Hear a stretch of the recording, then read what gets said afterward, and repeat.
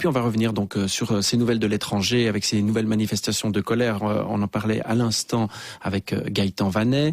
Nous avons en ligne Pierre Casson, bonsoir. Bonsoir. Pierre Casson, vous êtes fondateur du journal en ligne français Riposte laïque. Vous vous présentez comme quelqu'un de gauche, laïque, ancien syndicaliste. Et en même temps, la montée de l'islam ou l'islam tout court vous fait peur, vous inquiète? Tout à fait, parce que nous sommes dans un pays, la France, où nous avons une société désacralisée grâce au combat de nos aïeux qui ont abouti à la loi de 1905, à la séparation du religieux et du politique. Et jusque dans les années 80, nous constations que les religions étaient dans leur sphère privée et respectaient tout à fait les lois de la République. Par contre, nous constatons depuis que les années 1980, et notamment depuis que l'islam est de plus en plus présent par une politique migratoire en France et dans d'autres pays européens, nous constatons donc que ces acquis de la société française, ces acquis démocratiques, sont de plus en plus régulièrement menacés, de plus en plus régulièrement remis en cause par la montée donc d'un islam intolérant, d'un islam intégriste. Vous parliez là donc des manifestations dans le monde. Nous avons eu exactement la même chose en 2006 au lendemain des affaires des caricatures. Donc nous constatons que des fondamentalistes musulmans veulent remettre en cause un acquis fondamental de la société française, c'est-à-dire le droit à la libre critique de tous les dogmes, donc de toutes les religions, donc du catholicisme, du judaïsme, mais aussi de l'islam. Charlie Hebdo, quand ils font leurs caricatures, ils mettent pas de l'huile sur le feu?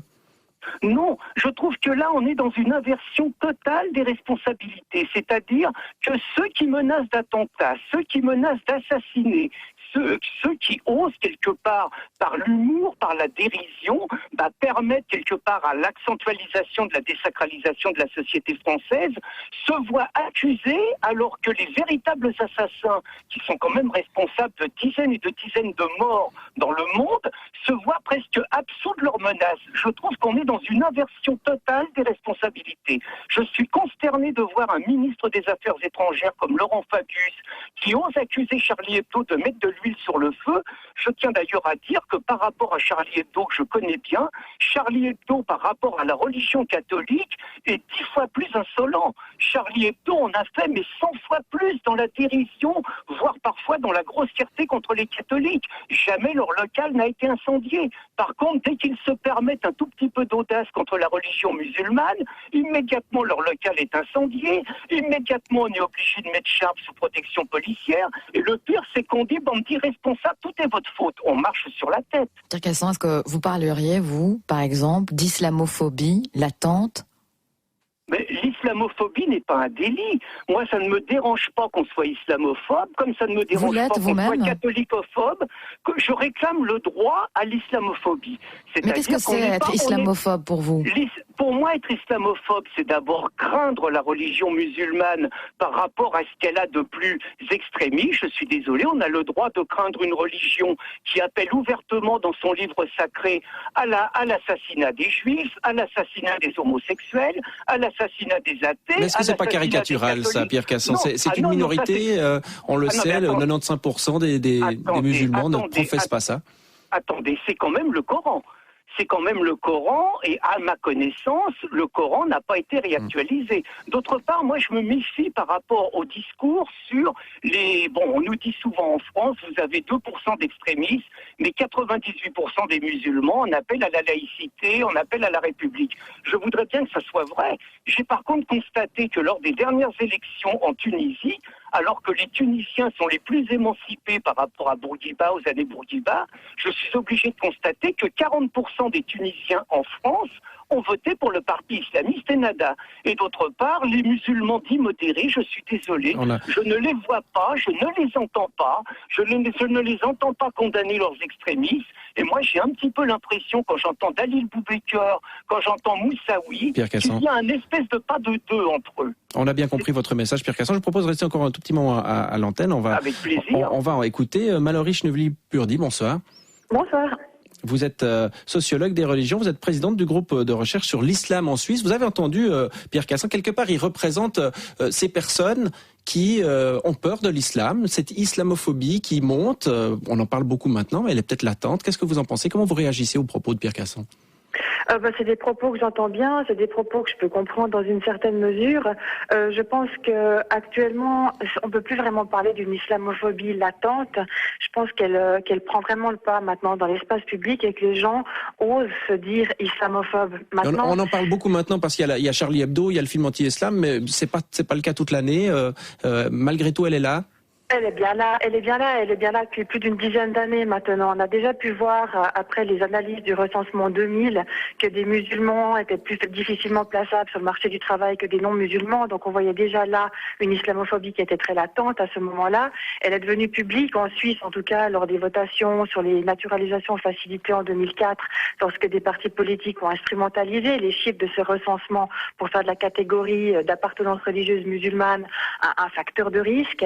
Elle est devenue d'autant plus explicite en 2008 quand les initiants pour l'initiative Minaret ont récolté si facilement leur signature et complètement explicite en 2009.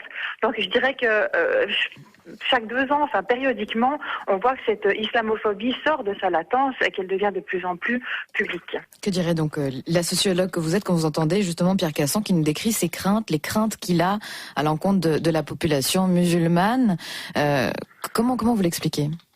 Je dirais que on peut comprendre encore ce sentiment d'islamophobie latent parce qu'il faut revoir ce que ça veut dire finalement islamophobie. Comme l'a dit également monsieur, c'est d'abord un sentiment de crainte, donc une peur de l'islam.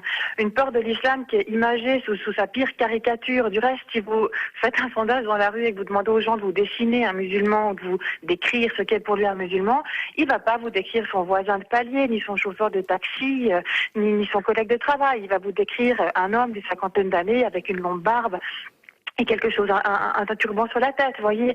Donc, on se retrouve là dans les caricatures qu'on pouvait voir sur les Juifs avant la Seconde Guerre mondiale. Exactement, et ça c'est quelque chose qu'il faut quand même vraiment prendre aujourd'hui en compte parce que ça devient de plus en plus explicite quand même ce sentiment. Il faut pas non plus. Ça vous inquiète ? Moi, ça m'inquiète clairement. Et il faut faire attention de ne pas passer d'une peur de l'islam à une peur du musulman et une haine finalement de l'islam et du musulman pour éviter des éventuelles dérives. En même temps, Mallory Schnevely-Purdy, cette peur, elle est fondée sur un certain nombre de faits, sur peut-être aussi ce qu'on voit à travers des médias, ce qui est dit dans les journaux. Vous comprenez ça ? Vous comprenez que les gens puissent avoir peur et surtout comment combattre puisque vous dites que cette montée-là vous fait peur, comment combattre cette peur de l'islam ? Je pense qu'il faut moi je pense que ça fait peur, je pense que je la comprends concrètement pour avoir aussi beaucoup discuté avec les gens, mais je pense qu'il faut vraiment maintenant prendre les choses en main et aller à la rencontre finalement des uns et des autres. Il faut parler, il faut des initiatives qui font que les gens se mettent ensemble.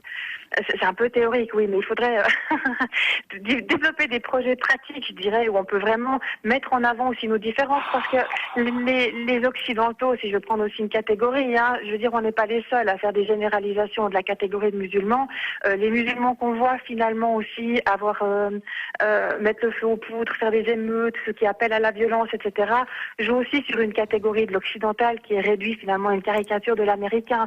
Donc il faut vraiment travailler, et les politiques ont aussi un grand rôle ici à jouer pour casser finalement ces catégories, pour détruire ces caricatures qu'on a les uns et des autres et puis retomber sur les points communs. En fin de compte, c'est plutôt bien aujourd'hui qu'on écoute justement des personnes comme Pierre Cassan qui nous dit de quoi il a peur exactement pour pouvoir mieux guérir peut-être. Mais disons que c'est pas en n'écoutant pas la peur des gens qu'on va pouvoir la prévenir simplement, avant déjà de la guérir. Donc il faut vraiment écouter les peurs des uns et des autres, mais pas oublier aussi d'écouter les peurs des musulmans qui vivent chez nous, parce que comme l'a dit votre reportage juste précédemment, c'était quelques centaines de personnes qui ont fait ces émeutes. C'est pas non plus les déferlements de milliers de personnes, et chez nous, on ne voit rien du tout. Donc il faut faire aussi attention au discours public que les médias, que les politiques, que monsieur, madame, tout le monde peuvent avoir sur les musulmans, pour pas non plus créer chez ceux qui sont en Europe ce sentiment d'injustice, alimenter ce sentiment d'injustice, d'être pas compris, d'être une victime, etc.